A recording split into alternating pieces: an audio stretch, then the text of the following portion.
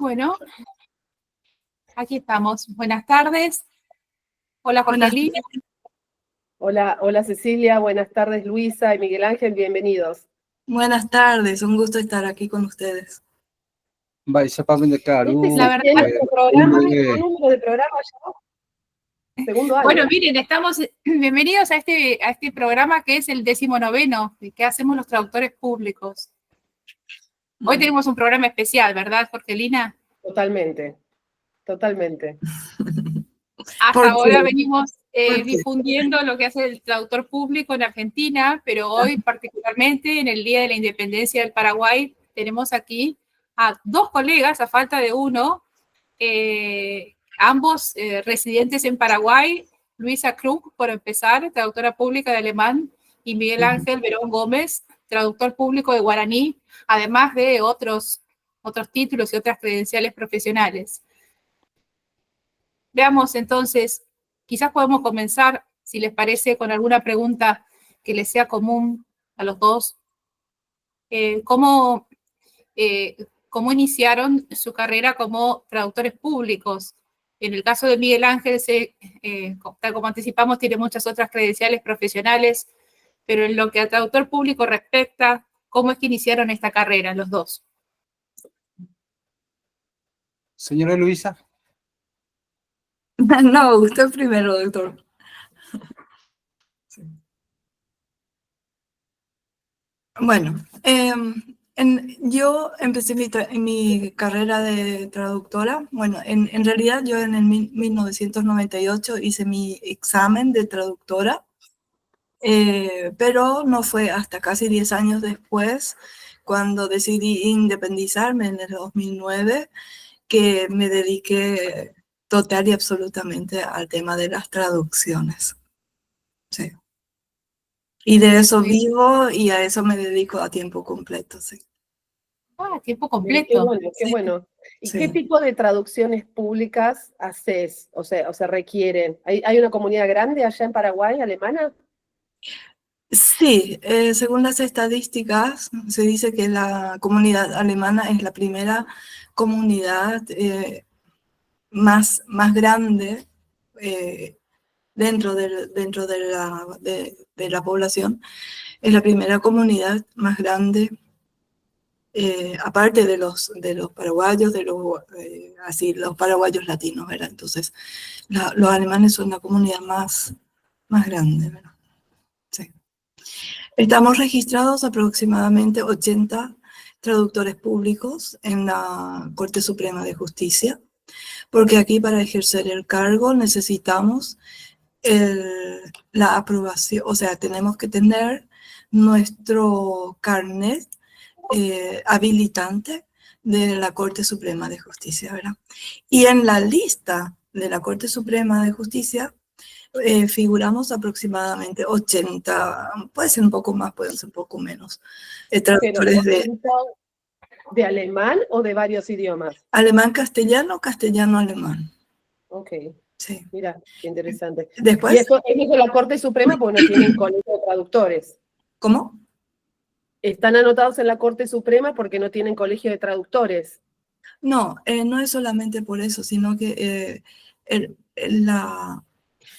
o a lo mejor es por eso justamente, no sé, la instancia, la institución que te habilita aquí en el país para hacer cualquier tipo de perito idiomático, ya sea, por ejemplo, traductor, intérprete, perito calígrafo, lo que sea, el que otorga la matrícula habilitante es la Corte Suprema.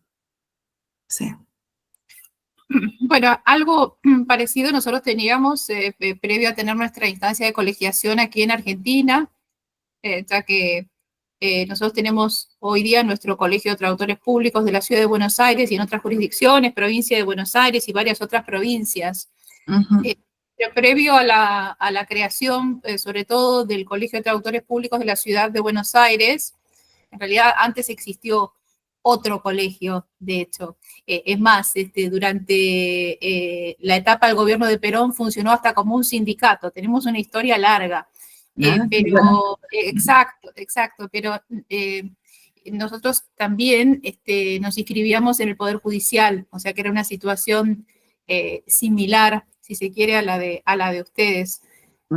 Cuando no había una colegiación, un colegio profesional con fuerza de ley, que es lo que tenemos aquí en la ciudad de Buenos Aires y otras jurisdicciones.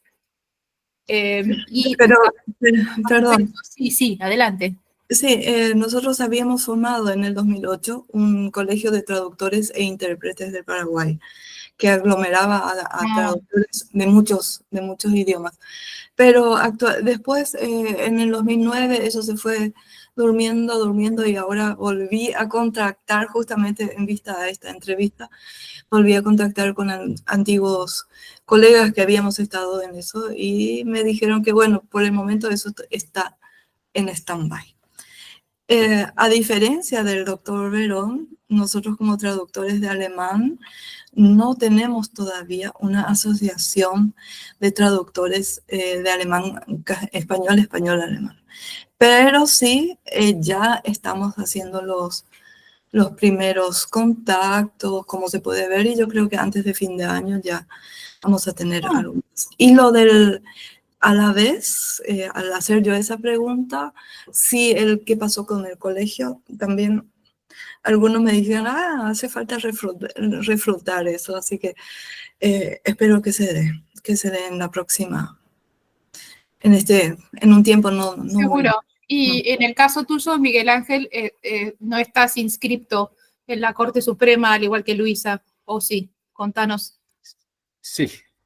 Se maite y UPM, abuete, y mira, a ver, ni etare ni asareje, o sea, ni mitad ni asaguara ni castellano. Entonces, decirles otra vez un gusto enorme por estar en este espacio y estaré hablando más de la traducción e interpretación castellano y guaraní. Y hago una aclaración que le expliqué a la compañera Cecilia, que ayer tuvo una intervención por mi tratamiento de ortodoncia, entonces estoy con cierta dificultad para hablar, pero igualmente vamos a estar compartiendo.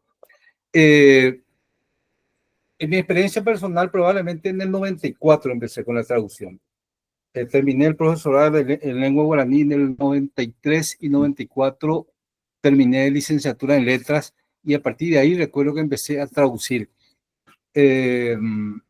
Título de traductor obtuve en el año 2018 aproximadamente. Acá en Paraguay nunca tuvimos carrera de traducción o traductología, nunca hubo. Sí, la Corte Suprema de Justicia otorga, como dice la señora Luisa, carnet también para guaraní y castellano.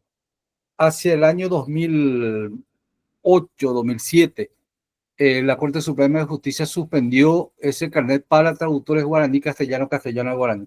¿Por qué? Porque somos un país bilingüe y anteriormente la traducción se realizaba dentro de las instituciones públicas. Entonces se entiende que un servidor público, un funcionario público, una funcionaria pública tiene que ser bilingüe, castellano-guaraní. Entonces, para castellano-guaraní, sí, para castellano otra lengua o guaraní otra lengua internacional, se sigue, o sea, la Corte sigue otorgando el carnet. Y el título yo obtuve por la Universidad Nacional de Asunción y el Ministerio de Educación y Ciencias. Hay un acuerdo entre ambas instituciones. Las personas que tenemos formación en lengua castellana y lengua guaraní nos sometemos a una evaluación y si es que la superamos, entonces nos otorgan ese título. Yo tengo ese título. En el año 2005 creamos la Fundación Idumana Intiracimal, 9 jóvenes, y nacimos como activistas lingüísticos. Si a mí me pregunta cómo me califico, yo me califico más como activista lingüístico, guaraní castellano. Defiendo mi lengua, el castellano empecé a hablar prácticamente a los 18 años, era monolingüe guaraní como la mayoría de la población paraguaya. Entonces, soy un activista lingüístico. De manera a crecer en número, los activistas lingüísticos creamos un instituto en el año 2012, que es el Instituto Técnico Superior de Estudios Culturales y Lingüísticos, y por ese instituto creamos en el año 2016 la primera carrera para la formación de traductores e intérpretes castellano-guaraní, guaraní-castellano, dentro del Instituto y creo que en el año 2019 o 20 tuvimos la primera promoción. Ahora estamos llegando a la 4ª promoción. En el año 2022 habilitamos también la carrera de técnico superior en traducción e interpretación de lengua de señas paraguaya a guaraní y castellano. Entonces, como institución, sí, anteriormente en las universidades se daban como materia. En la Universidad Nacional de Asunción, en la carrera de licenciatura en lengua guaraní, una materia de traducción. Hubo otra universidad pública de Paraguay, pero como una carrera nunca tuvimos. Entonces empezamos esta carrera a fin de formar traductores e intérpretes guaraní y castellano en un principio, y ahora lengua de señas paraguaya a guaraní y castellano.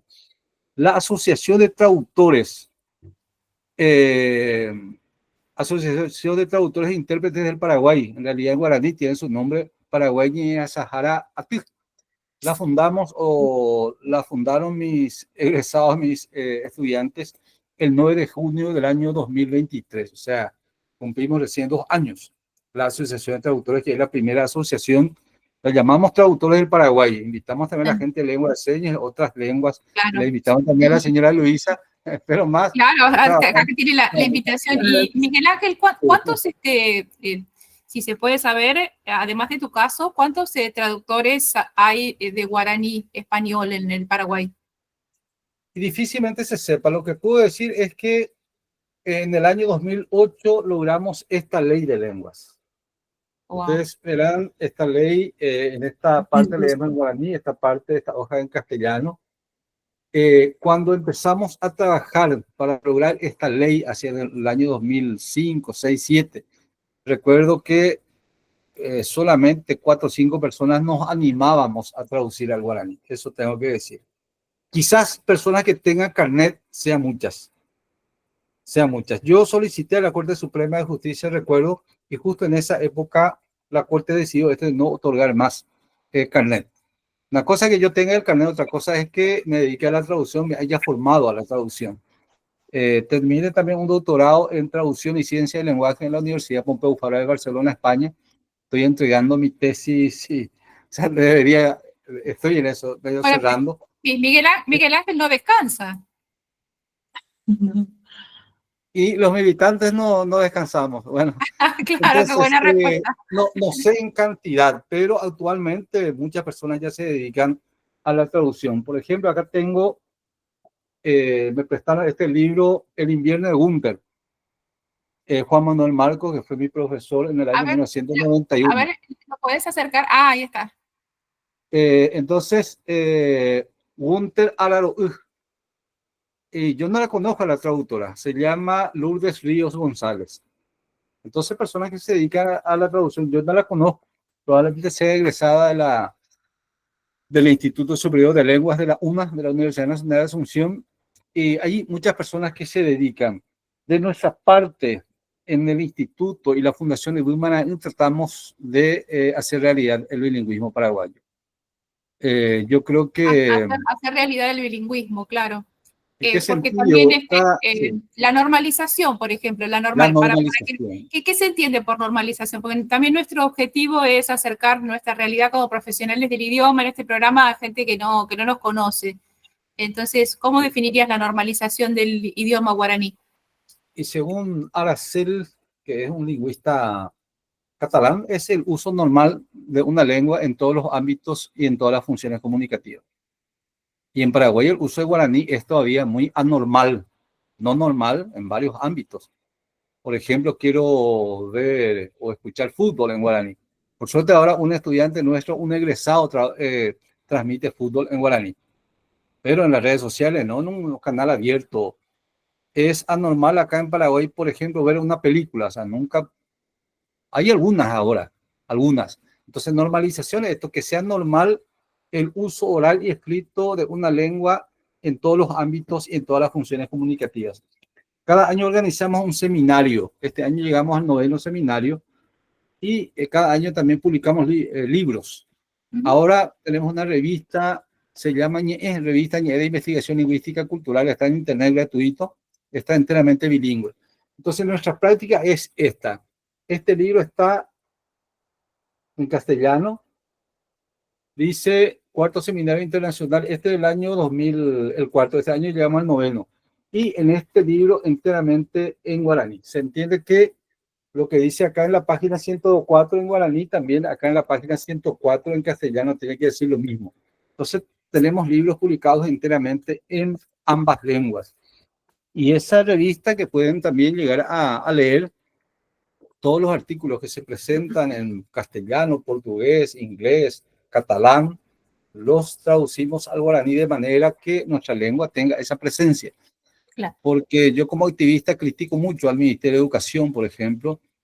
El Ministerio de Educación supuestamente que impulsa una educación bilingüe, pero uno no encuentra de una esquelita en guaraní, llega ahí de punta a punta en castellano. Entonces, ¿dónde está el bilingüismo?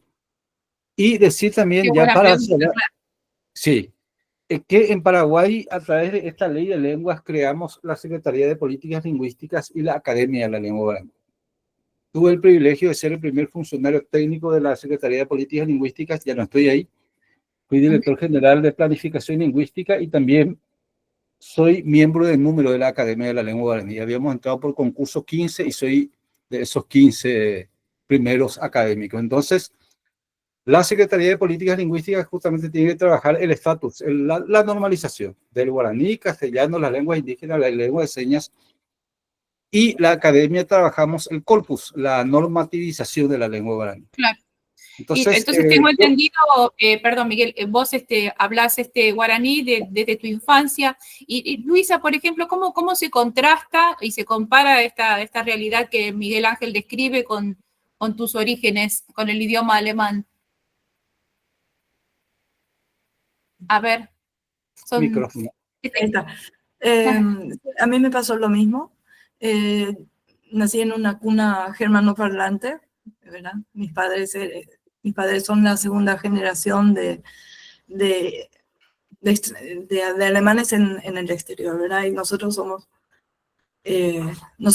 la segunda generación, quiero decir. Mis padres fueron las primeras, hijos de inmigrantes, y bueno, entonces tuve la gracia de crecer en un ambiente.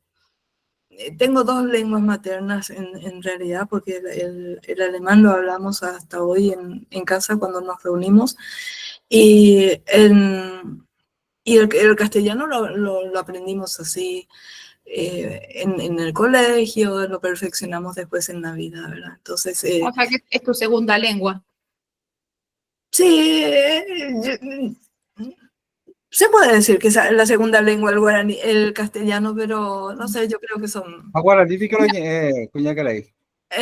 solo un poquitito. Entiendo, pero no me animo a hablar. Claro, eso es justo lo que te iba a preguntar, si hablabas guaraní. Sí, sí.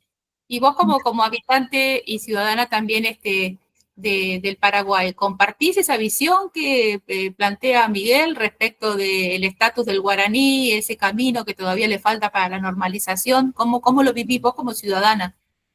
Sí, concuerdo con el doctor, es así. De hecho, con esa ley de lengua se establece que la primera lengua es el guaraní y la segunda lengua es el español, ¿verdad? Entonces nosotros que no hablamos guaraní estamos un poquito así. Yo a veces me siento un poquito rezagadita porque no domino el guaraní. Es una materia pendiente para mí y lo tengo que reconocer públicamente. Señora Luisa, una alemana que vive en Alemania y estuvo por Paraguay, está cursando con nosotros la carrera de traducción e interpretación guaraní castellano, la señora María Gepp. Ella vive en Alemania porque las clases son virtuales. Recién me estaba escribiendo. Ajá. Entonces la invitamos también a formarse para tener traductora del guaraní al castellano, al alemán, que es nuestro sueño, tener de guaraní a alemán, guaraní a ruso, a inglés, a portugués. Portugués sí, estamos ya hablando con un egresado nuestro, brasileño, que estudian la carrera con nosotros, que hablan varias lenguas, de Argentina, de Rosario, ahora mismo empezaron dos personas que están cursando con nosotros la carrera, personas que hablan guaraní. Sí, justamente a eso iba, porque a veces a mí me tocaron varios juicios orales, ¿verdad? En los que he participado, Y entonces la contraparte mi parte traía testigos, ¿verdad? Y que muchas veces no dominaban el español. Entonces, para mí era difícil comprenderlos, pero gracias a eso, tengo que decir gracias a Dios en ese sentido, eh, los jueces y también los abogados eh, de las partes fungían de traductores de guaraní en ese caso, ¿verdad? Pero sí, gracias doctor, y yo creo que voy a tomar en serio esa oferta porque esa es la parte que me falta realmente. Luisa, este caso que estás describiendo tiene que ver con la actuación del traductor público como perito auxiliar de la justicia, ¿verdad? Así es. Ah, mira vos, qué interesante. Nosotros acá en Argentina tenemos bastante desarrollo en ese sentido. No sé si... Porque aquí, adelante. disculpa, sí, el tema es que justamente también la ley te ampara en ese sentido de que si sos extranjero y no manejas ninguna de las dos lenguas oficiales, tenés derecho a presentar en un litigio judicial un traductor o un intérprete, ¿verdad? Entonces, eso es para todos los extranjeros que viven en el Paraguay y que no manejan totalmente el idioma castellano, el español. Sí, por supuesto, es una garantía judicial. Así mismo. Además de rango internacional. Así es. Jorgelina es la experta acá en antropología, más que experta, próxima a graduarse. No sé si quieren hablar con Miguel, perdón, respecto de algo de la violencia lingüística. De esto ustedes entienden muchísimo. Justamente le quería consultar. El ruido acá de fondo. Como para que explique a nuestra audiencia qué significa ser activista lingüístico, ¿no? Y estos conceptos de violencia, acá también en Argentina, yo estuve leyendo un poquito, Miguel, digamos, toda tu trayectoria, y acá en Argentina también, digamos, en el plan, digamos, educativo, cuando fue la conformación del Estado y demás, fue un plan monolingüe, que arrasó las escuelas y los docentes como difusores del idioma castellano, y, digamos, las comunidades indígenas, los mayores, por la violencia no solo lingüística, sino violencia física, y bueno, lo que ya sabemos, ¿no? Se resistía mucho a transmitir la lengua. Ahora, en ciertas comunidades, todo eso se está como, hace ya unos cuantos años, revitalizando, y a partir de la modificación de la Constitución argentina, donde se reconoce la preexistencia de los pueblos originarios, hay como un resurgimiento y cobra mucho más fuerza. Pero el plan de la Argentina fue monolingüe, y eso arrasó no solo con las lenguas indígenas, sino con todas las otras lenguas de cualquier otro inmigrante, digamos. Lo que pasa que, por distintas razones, las comunidades alemanas, las comunidades italianas, las comunidades danesas, holandesas, inglesas, tenían sus propias escuelas y siguieron con sus idiomas, ¿no? Y son escuelas bilingües. Pero a partir de los años... ya hará unos 20 años más o menos, tenemos el plan de educación bilingüe intercultural, donde algunas escuelas se fueron sumando en las distintas provincias, y bueno, se está trabajando, pero muy a pulmón. Sí, hay tanto, es para escribir un libro. En realidad, Eduardo Galeano, aquel gran escritor uruguayo, y aquí también se fue un gran uruguayo latinoamericano, Pepe Mujica, nuestro homenaje a este gran señor. Eduardo Galeano, cuando recibió aquel premio de ciudadano, primer ciudadano ilustre de Mercosur, habló de paradoja de América. Yo creo que la gran paradoja de América es el autorrechazo, el rechazo a sus orígenes, porque esto no es solamente de Argentina, de Paraguay, de Brasil, de Colombia, de Bolivia, de todas partes. Cuando nacieron los estados modernos, surgieron a imagen y semejanza de Francia, que es el modelo también europeo de monolingüismo, o sea, todo mono, una bandera, una religión, uno y una sola lengua. Brasil, la represión que hubo en Brasil y que trataron de eliminar todas las lenguas. Bueno, el caso de Paraguay, no tenemos datos, pero algunos dicen que en el año, hoy justamente hace 214 años que Paraguay empezó ese proceso de independencia, que 214 años atrás probablemente menos del 5% de la población sabía expresarse en castellano. Y el resto era guaraní hablante. Los españoles, por supuesto, que hablaban guaraní también. El gran estudioso padre Bartomeu Meliá afirma que solamente en 3 ciudades o pueblos en esa época vivían personas que hablaban castellano: Asunción, Villarrica y Curuguaté. Yo ahora estoy en la tercera ciudad o pueblo que se creó en Paraguay, Atirá, en el departamento de Cordillera, como a 70 kilómetros de Asunción. Estos pueblos eran de guaraní hablantes, monolingües guaraní. Y con todo eso, en Paraguay, el Estado asumió el castellano como lengua oficial. Nos independizamos 14 y 15 de mayo de 1811. 15 de febrero de 1812, al menos un año, la Junta Superior Gobernativa ya estableció que el sistema educativo tenía que ser en castellano y que se tenía que buscar la manera de quitar, de erradicar el guaraní de las escuelas. Entonces el colonialismo, yo creo que ahí leyendo a Faustino Sarmiento se entiende bien cuando, sí, cuando él dice en su libro, Facundo dice algo así como la independencia de Argentina, Buenos Aires fue, para la independencia se utilizaron las armas europeas para ensanchar la cultura europea, dice él una parte en ese libro. Y esa fue las poblaciones indígenas siempre fueron asociadas al retraso, ¿no? Al no progreso. Sí, la antropología evolutiva. Sí, la antropología evolutiva. ¿Y qué pasó en Argentina? 9 de julio de 1816, la declaración de Tucumán se redactó en castellano, guaraní, quechua y aymara. Se reconocía ahí la diversidad lingüística. En Paraguay el arma, la llave fundamental que abrió las puertas para la independencia fue el guaraní, y se dice también que el primer capítulo de la historia independiente de Paraguay se escribió en guaraní, o sea, simbólicamente. Pero a partir de ahí empezó la negación. Cuando que durante la colonia en Paraguay el uso de oral siempre fue normal, pero el uso escrito está bastante difundido en Paraguay.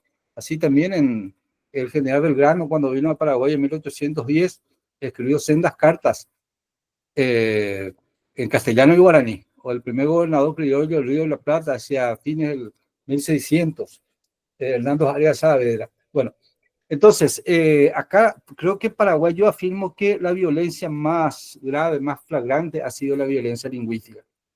¿Por qué? Porque a mis padres, por ejemplo, a mi papá y mi mamá le pegaban la boca por hablar guaraní y ellos no sabían hablar castellano.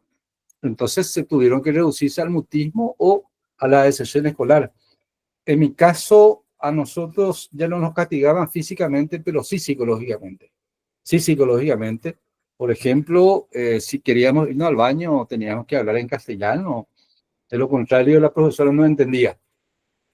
Y muchos compañeritos se hacían la necesidad en la silla porque no sabían, no se acordaban cómo decir en castellano, quiero irme al baño. Siempre se dice que, digamos, nosotros que estamos con inglés y que damos clases también de inglés, ¿no? Bueno, uno a través del idioma conoce la cultura, las formas de pensar, bueno, erradicando ciertas lenguas vamos a erradicar la cultura y esas formas de pensar, y en vez de incorporar para aprender y sumar, era restar, ¿no? Todo lo que fuera nativo había que restarlo. Así mismo, en Paraguay avanzamos mucho gracias al activismo, ahí quiero llegar. Y yo afirmo en mis escritos que todas las conquistas a favor de la lengua guaraní fue gracias al activismo. O sea, siempre el Estado, yo hablo más que Estado, la élite que maneja el país, es más eurocéntrico, su cabeza y su dinero está más hacia Europa o Estados Unidos, y siempre negó la lengua y también todo lo que es la identidad, y eso se profundizó después de aquella guerra de 1870. 1870 muere el presidente paraguayo y el 1 de marzo, y se imaginan, 7 de marzo, 6 días después de la culminación de la guerra de nosotros Paraguay. le llamamos la guerra del Paraguay. Sí, sí, entonces ya se prohibió por decreto. De la Triple Alianza, en realidad, de la Triple Alianza, ¿verdad? Se prohibió por decreto el uso del guaraní en la escuela y se ordenó a los profesores que no les permitieran a los estudiantes hablar guaraní en la escuela. Y los primeros docentes que reconstruyeron las escuelas paraguayas fueron docentes que estudiaron en Argentina. Entonces, esa violencia fue Sí, muy, porque muy fue el fuerte. modelo que se Sigue, trajo y se trajo de Europa y y de Estados en la Estados práctica Unidos. sigue, en la práctica sigue. Yo por Sí, eso, sí, Meliá dice lo igual. mismo, él habla del sistema educativo paraguayo guaranicida, dice Meliá. Y yo me escribo a esa Guaranicida. Ah, guaranicida, dice Meliá en sus libros. Meliá es un sacerdote jesuita, hace unos años murió, dejó muchísimos escritos, muchísimas investigaciones, fue mi profesor. Entonces, pero tenemos que reconocer que hemos tenido muchos avances. Entonces, en el 67, la Constitución Nacional reconoció el guaraní como lengua nacional, en el 92 como lengua oficial, en 1994 empezó la reforma educativa bilingüe guaraní-castellano, a medias, y eso en la práctica se abandonó hacia el año 2000. Y si voy a hablar de eso, preciso mucho tiempo, pero hasta ahora tenemos por lo menos en los papeles educación bilingüe guaraní-castellano, pero en la práctica eso no sucede. Y en pero, el a ver, año, Miguel Ángel, el guaraní tiene antigüedad en cuanto a idioma, 2500 años de antigüedad, ¿puede ser? Y tiene que recién ser se más. oficializó en 1992. Sí, tiene que ser más, tiene que ser más. Según Melía, hace No, más. Eso es con 5.000 las años poblaciones, que se habla claro, el más guaraní. de 2500 años. Más, Sí, ok. Sí. pero Y con las poblaciones originarias, en América, digamos, hay modelos arqueológicos que discuten mucho, ¿no? Que el poblamiento americano dice que los primeros pobladores vinieron de Estados Unidos y está el modelo Clovis, y América Latina con especialistas, digamos, Ok. latinoamericanos, discuten mucho ese modelo porque se han encontrado registros arqueológicos de más de 10.000 años en todo lo que es el Cono Sur. Por lo tanto, seguramente habría un montón de poblaciones que hablarían ciertas lenguas, y el guaraní sería una de ellas porque era una población muy grande. en el año, No sé si es de 10.000 años, pero digamos, más de 2.500 seguro. un italiano en el año, no recuerdo el nombre, 1600 recorrió a Via Yala o América y afirmó que con 3 lenguas un extranjero podía recorrer de punta a punta a Via Yala, guaraní, quechua y mixteca. Entonces, guaraní fue una de las lenguas Sí, sí. que los sacerdotes asumieron como lengua general. En Brasil le llamaban la lengua yerau. Entonces, el nombre de, así como Uruguay, que es el nombre de guaraní, Argentina, hay tantos lugares, en Brasil ni qué decir.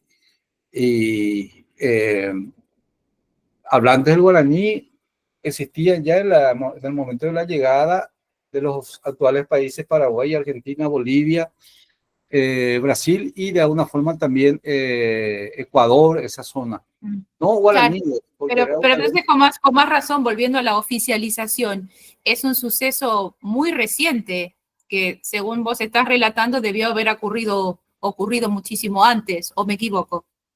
y yo creo que lo correcto hubiese sido así como pasó con... Desde la formación del Estado debería haber Así, sido. no, Claro. así como pasó con Finlandia, por ejemplo. Cuando se independiza Suecia, ellos dijeron, bueno, ¿cuál es nuestra identidad? Y es nuestra lengua. Y empezaron a trabajar el desarrollo interno, el corpus, el estatus. Y en este momento en Finlandia, bueno, el 97% de la población habla finés, pero hablan también sueco, hablan otras lenguas, no hay problema, eso no nos cerramos. O el caso de Israel, cuando se refundó el Estado de Israel, bueno, ellos empezaron a recuperar la lengua, que era una lengua ya prácticamente en desuso. Y actualmente en las universidades se enseña ahí en hebreo y en Finlandia en finés. Tenía que haber sido, porque yo nomás pienso, si una lengua es hablada por 99,9% de la población y la otra por 4% de la población, lo lógico es que se asuma esa lengua hablada por 99,9%. Pero eso no pasó en Paraguay ni pasó en otros países de América. Entonces, ese pensamiento de Sarmiento Facundo está presente ahí, y es la antropología evolutiva, como decía ahí la señora Jorgelina. Bueno, muy interesante. Y hablemos un poco de capacitación como profesionales de la traducción. Luisa, vos, ¿qué tipo de capacitaciones recibís para seguir perfeccionándote como traductora pública? De alemán, en tu caso, por supuesto. En mi caso, sí, tratamos de o sea, yo personalmente trato de participar permanentemente de cursos, de capacitaciones que se hacen. Y no solamente del idioma alemán, sino que también de otros idiomas a los que me invitan, para actualizarme, seguir actualizada en nuevas técnicas, nuevas herramientas de la traducción, ¿verdad? ¿Y Eso. se ven afectados por la inteligencia artificial?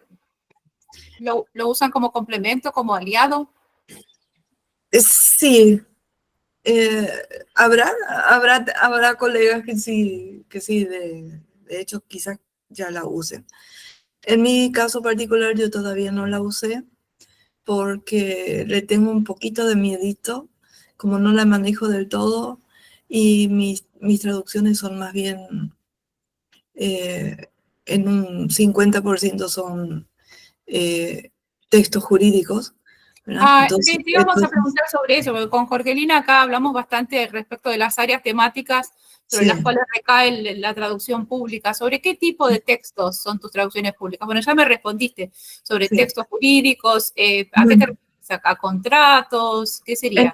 Bueno, en realidad nosotros acá, los traductores, no tenemos una especialización como sé que hay en otros países, que de repente uno se especializa en textos jurídicos, el otro en arquitectura, el otro en medicina y esas cosas. Nosotros no, hasta el momento no llegamos a eso. Entonces, traducimos todo Claro. lo que venga. Yo personalmente hay algunas cosas que no he traducido todavía, nunca hice. Por ejemplo, una traducción literaria, por ejemplo, de una obra literaria, de un libro, de una novela o lo que sea, eso no lo hice. Y tampoco eh, ¿cómo se llama esos textos así muy técnicos, pero de una medicina muy profunda, tampoco nunca hice. Ahora sí, lo que sí puedo decir prácticamente en lo que me he ido especializando, porque en eso más estuve, es en el tema jurídico.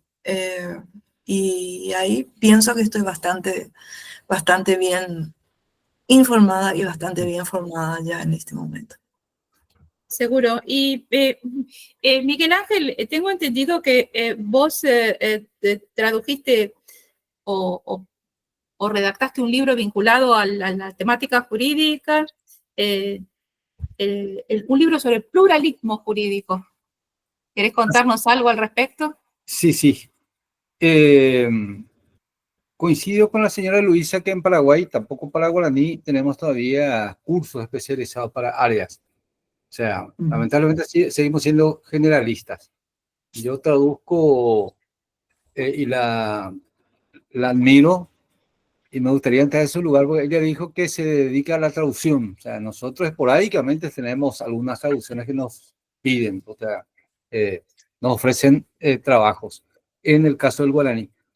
Yo he traducido varios tipos de textos y uno de los últimos que tradujimos con el presidente actual de la academia, que es también miembro de Goodman, nuestro profesor del instituto, Mauro Lugo, fue el libro Pluralismo Jurídico que nos pidió la Fundación Konrad Adenauer, cuya sede está en Colombia, y lo tradujimos al guaraní y se lanzó acá en Paraguay. Creo que también lo tradujeron a otras lenguas, justamente eso para hacer más accesible el acceso a la justicia para los pueblos indígenas.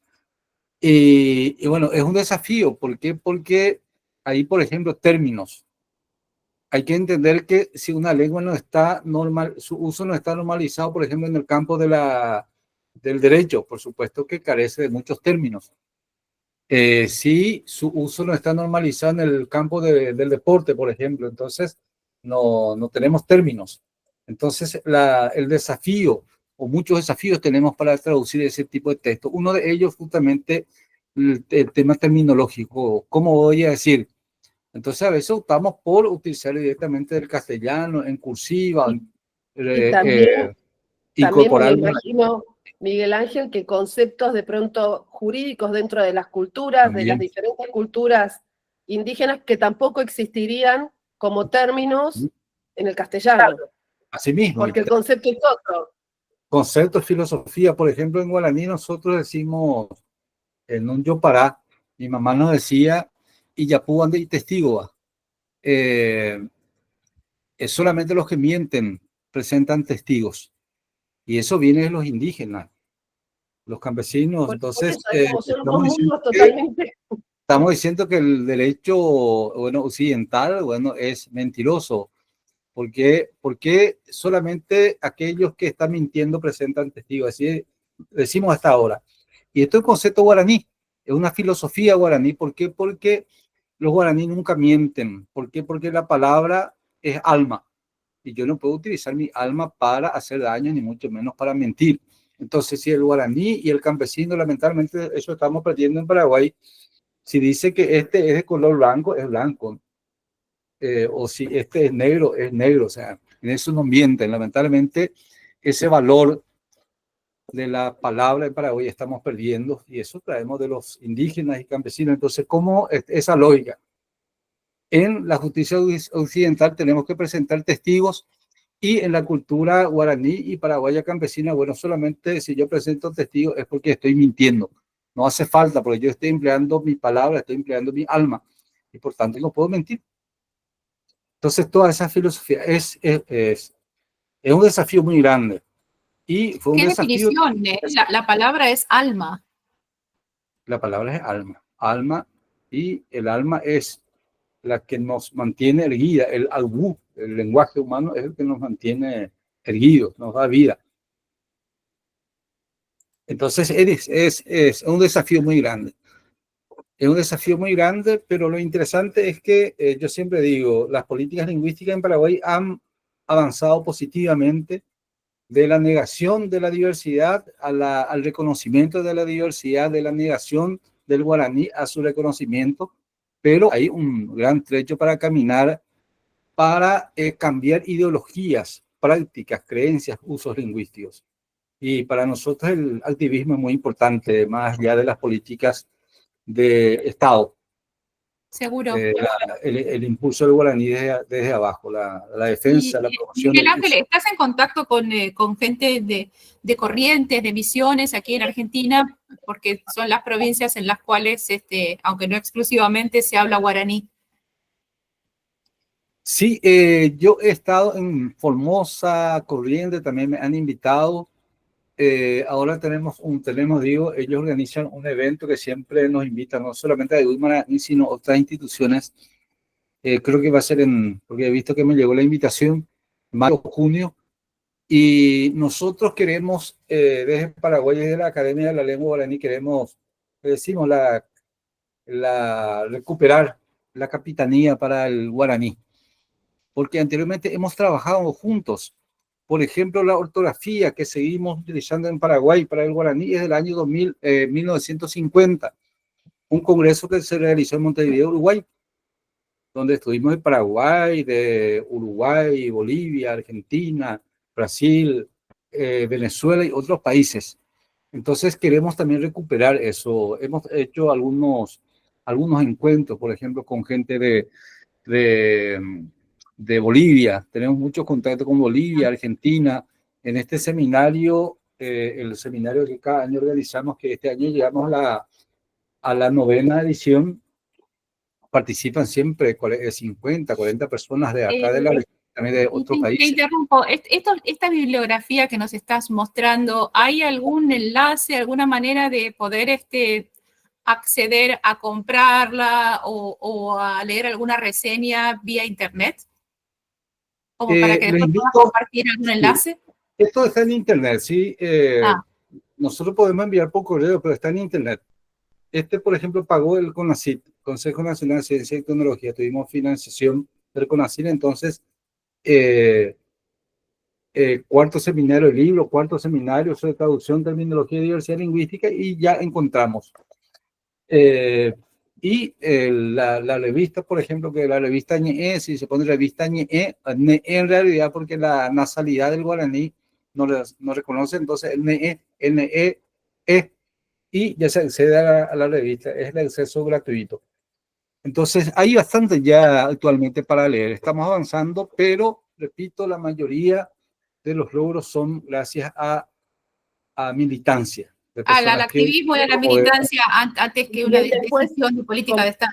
Sí, sí. Compartí esos links que nosotros cuando subamos el programa, cuando esté disponible para la audiencia, les vamos a dirigir a esos links para que puedan interiorizarse. Correcto, correcto. Luisa, ¿vos considerás que te daría lo mismo tener un colegio de traductores públicos con fuerza de ley que no tenerlo?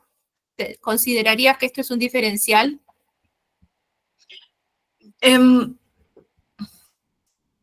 Yo personalmente, en mi opinión personal, es que es importante que tengamos a esta altura ya, que tengamos ya un colegio, pero un colegio realmente establecido, ¿verdad?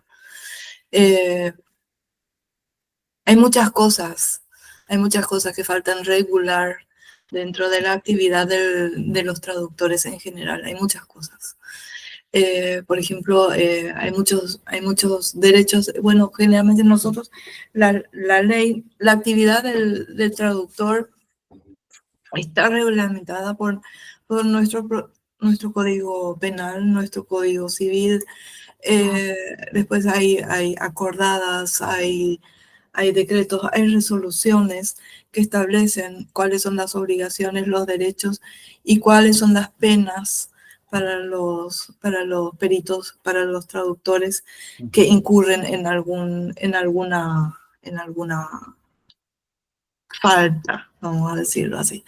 Entonces yo por ese lado, yo creo que se necesita un órgano regulador, un órgano que le defienda a los profesionales de la traducción, sea el idioma que sea, ¿verdad? Sea Claro. guaraní, castellano, polaco, ruso, porque somos un país multilingüe, ¿verdad? Multilingüal. Sí, que tenga el control de la matrícula, que tenga un tribunal de ética, que establezca un marco sancionatorio, ¿verdad?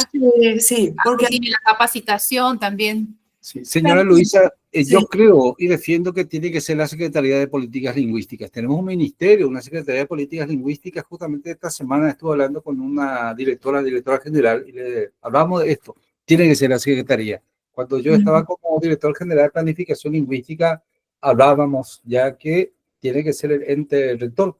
Y está bien que el Poder Judicial trabaje dentro de su competencia también, otorgue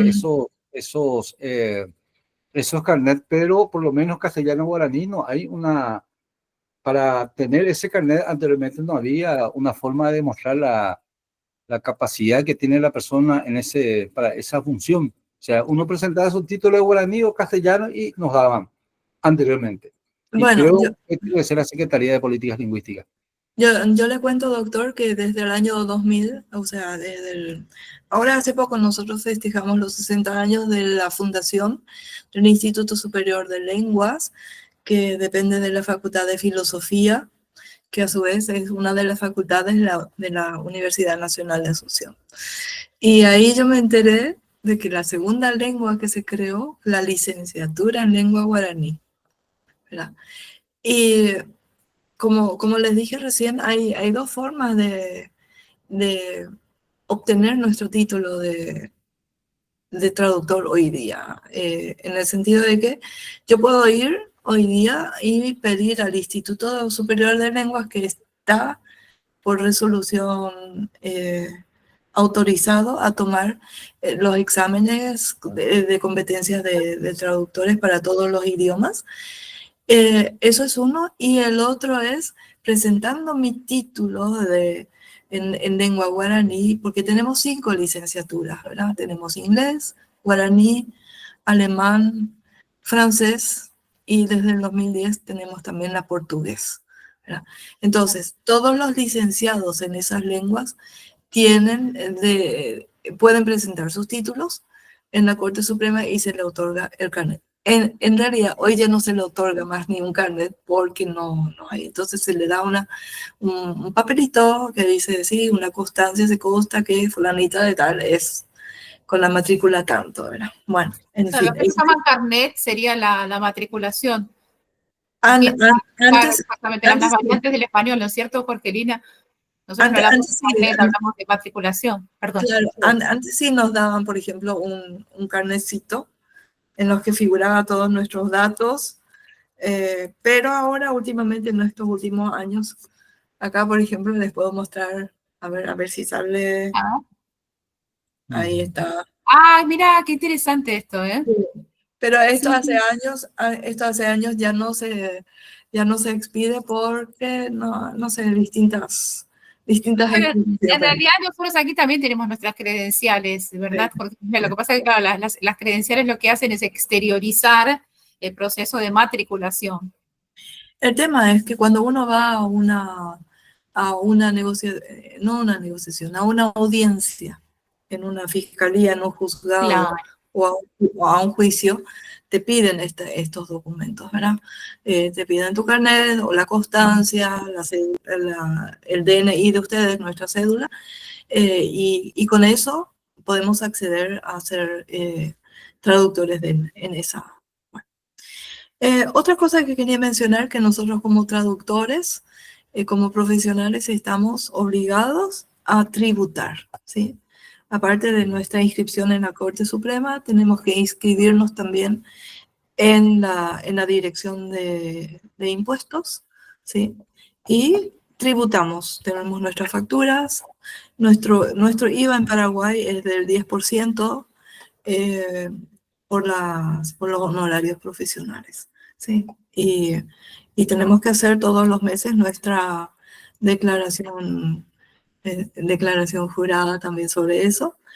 Y bueno, eso, eso es claro, básicamente la consecuencia impositiva de esta matriculación. también. Y Miguel Ángel, por último, has viajado a Argentina en más de una oportunidad a raíz de tu activismo, ¿verdad? Porque justo ahí Sí, parece que sí. perdí Si un habías, sí, si sí, habías visitado alguna ciudad de Argentina con motivo de tu activismo y tu rol sí, sí, precisamente tan estuve varias importante. veces por Corrientes, Formosa, Buenos Aires, Comodoro Rivadavia, también ahí tenemos curso de guaraní. Uruguay, también la Universidad de la República, tenemos convenio con la Universidad de la República del Uruguay, que se desarrollan cursos de lengua guaraní en niveles, estamos desarrollando, y presentamos también el año pasado ya a la Universidad de Córdoba, Ah, porque estuve también en la Universidad de Córdoba y, bueno, no sé si hice bien, pero les traté de colonialistas porque me fui a la Facultad de Letras, 11, creo que 11 idiomas y todas las lenguas europeas, entonces les pregunté dónde están las lenguas indígenas, dónde está la diversidad lingüística argentina, porque ahí, Universidad de claro. Córdoba, cada esquina y cada pared, un metro cuadrado, Universidad del Argentina Pueblo. tiene alrededor Entonces, de 20 lenguas indígenas, sí, no sí, sí, todas con sí, mucha sí, población y no están representadas. sí, sí. Yo quiero decir que acá en Paraguay, por lo menos, con relación al guaraní, tenemos mucho todavía que transitar. Lo interesante es haber empezado.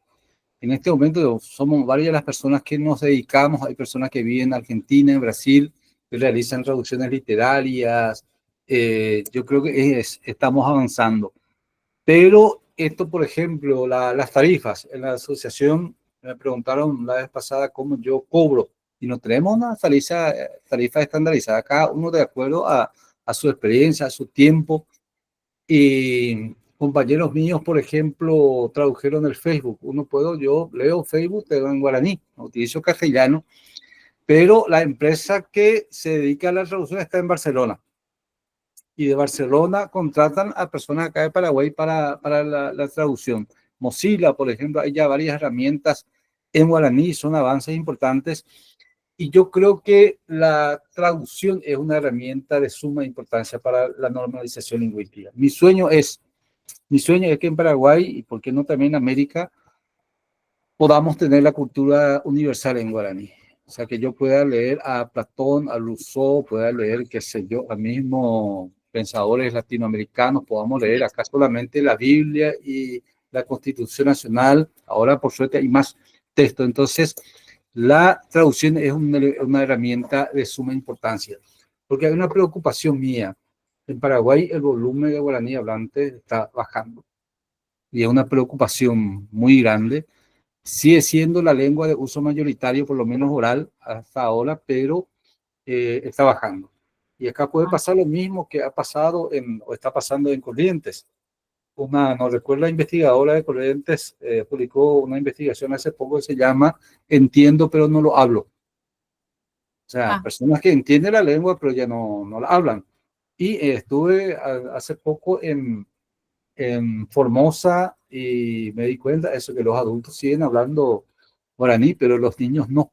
Y acá, debido a esa violencia lingüística, esa violencia tan fuerte que padecimos y seguimos padeciendo, bueno, entonces se ha construido una actitud ambivalente.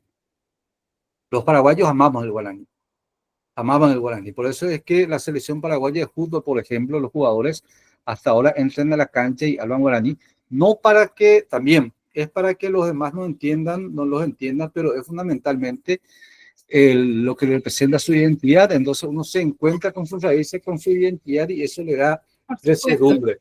La vez pasada, en esta Olimpiada, la última Olimpiada, creo que fue en Francia, escuchaba a los jugadores de la selección juvenil cantando música paraguaya allá en el ómnibus. Entonces hay mucho orgullo en nosotros, pero muchos papás, mamás bilingües, guaraní castellano, están pasando en sus casas solamente el castellano a sus hijos. Es el principal peligro para el guaraní, el futuro del guaraní. ¿Y por qué solamente, siendo ellos bilingües, no les pasan ambas lenguas por esa violencia que pasaron? Recuerdo a mi abuelo de mi tío, ya murió, mi último tío, hermano de mi papá. Él era analfabeto, no hablaba castellano, para su nieto trataba de hablarle castellano. Entonces le dije una vez, ¿por qué no le hablas en guaraní? ¿Por qué no le hablas en guaraní a tu nieto? Y me dijo, yo no quiero que él sufra lo que yo he sufrido en la escuela, porque él dejó la escuela porque no le permitieron, o sea, le exigieron hablar castellano y no hablaba. Pero le dije, pero tío, siempre hablando de guaraní, su nieto habla castellano, entonces no va a sufrir más. Pero no había forma de convencerlo. Y lo mismo sucedió aquí, sí. Y ese es el peligro más grande que tiene el guaraní, si ustedes me preguntan, ese es el peligro. Y lamentablemente no hay ninguna sola investigación sobre esa violencia en Paraguay. Nosotros sí tenemos, desde el año 2008, venimos escribiendo, 2007, como hay un libro que se publica cada año sobre derechos humanos en Paraguay, que publica la CODEUPI, Coordinadora de Derechos Humanos en Paraguay. Desde 2007 publicamos un artículo sobre derechos lingüísticos en Paraguay. Entonces, creo que somos pioneros también en ese tema de la defensa de los derechos lingüísticos y en abordar las políticas lingüísticas, hablar de políticas lingüísticas en Paraguay.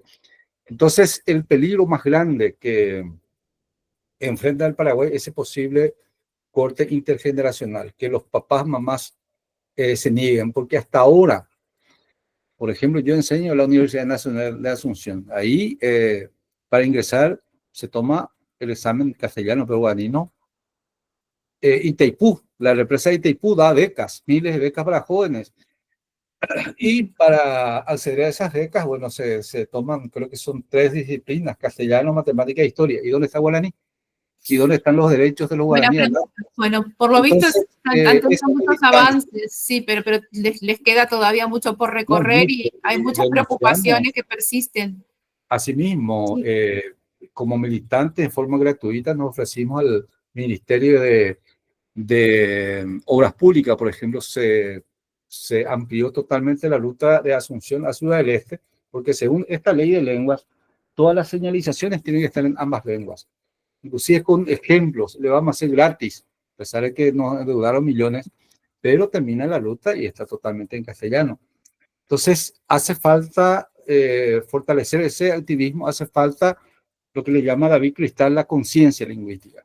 Esa conciencia lingüística, y creo que ha crecido mucho en Paraguay, pero tenemos que todavía seguir trabajando. Bueno, esperamos entonces con este programa, ¿verdad, Jorgelina?, contribuir un poco más a esta toma de conciencia lingüística. Luisa, ¿algún último mensaje que quieras dejar para tus colegas traductores públicos de Argentina? Mira que te van a escuchar, ¿eh? Sí. El público es alemán, aquí también hay muchos. Sí, por eso. Yo creo, en primer lugar, quería agradecerles la invitación, porque también vi en esta invitación un pequeño, un inicio de un puente, ¿verdad? Y ojalá se dé, que los colegas de castellano-alemán, alemán-castellano que me vean en este programa puedan contactarme, por supuesto.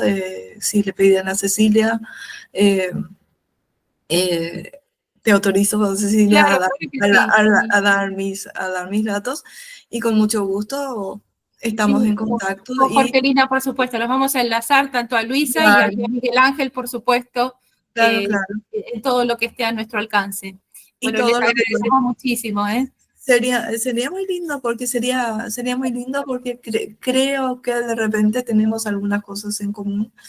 Y el tema de, como dije recién, si vamos a unirnos en una asociación, sería muy interesante, muy enriquecedor tener el contacto con colegas en Argentina y no solamente en Argentina, de donde nos vean, para seguir intercambiando experiencias y mejorando las técnicas de la comunicación. Sí. Muchas gracias. Esa transferencia e intercambio de conocimientos, experiencias. Y de mi parte, soy defensor de la ecología lingüística, de las 7.000 lenguas habladas en el mundo, prácticamente 4.000 están ante peligro de desaparición. Y como dicen los catalanes, los gallegos allá de España, ellos dicen que del futuro del guaraní dependen también muchas lenguas de América. Si el guaraní se normaliza, porque es la lengua mejor posicionada en este continente, entonces, promoviendo el guaraní, normalizando el guaraní, también abrimos surcos para que otras lenguas de América actualmente son habladas cerca de 850 lenguas indígenas, y América Latina 555 lenguas indígenas, en Argentina, Brasil, Paraguay, Colombia, México, y tenemos ese imperativo de defender esas lenguas. No podemos permitir que sigan muriendo lenguas. Y estamos también en el Decenio Internacional de las Lenguas Indígenas, que empezó 2022-2032. Entonces, que unamos esfuerzos. Claro tenemos que mucho sí. que aprender juntos. Nos gustaría que la asociación, yo estoy como miembro, pero no como directivo de la asociación, les pedí eso, que quieran también coordinar con ustedes para aprender juntos, para realizar transferencias e intercambio de conocimientos. Y a UYBT, pues me hubiera gustado hablar solamente de guaraní, pero no puedo en este espacio. Y Agüille por el espacio, muchas gracias por el espacio. Y Luisa, vamos a estar entonces en contacto, señora Luisa, para fortalecer esta herramienta que Gracias. Exacto. Gracias a ustedes por estar y compartir. La verdad que fue un honor tenerlos. Vale, muchas gracias. Yo, como dijo el doctor Agüille, yo también digo Dankeschön en alemán, así que gracias. Claro que sí. Chao, chao. Bueno, ahora detuve la grabación. Jorgelina se fue. Voy a sacar una foto. De todas maneras, ya terminamos la grabación. Creo que sí, ¿no? Sí. Ah, no, todavía no. Bueno, después esto lo voy a cortar, pero vamos a hacer lo siguiente. Sonriamos. Ahí entró Jorgelina. Jorgelina. Y nuevamente la foto. No sabía si teníamos que cortar o qué, me fui. No, acá está, de vuelta. Entonces, Jorgelina, qué bueno que estés, porque también me queda poca batería, pero hacemos el último esfuerzo, si te parece, y sonreímos y nos sacamos una foto. ¿Te parece? Ahí va. Bueno. Muchas gracias. De vuelta, gracias a ustedes. A ustedes. Gracias. Gracias. Gracias. Chao, chao. Adiós.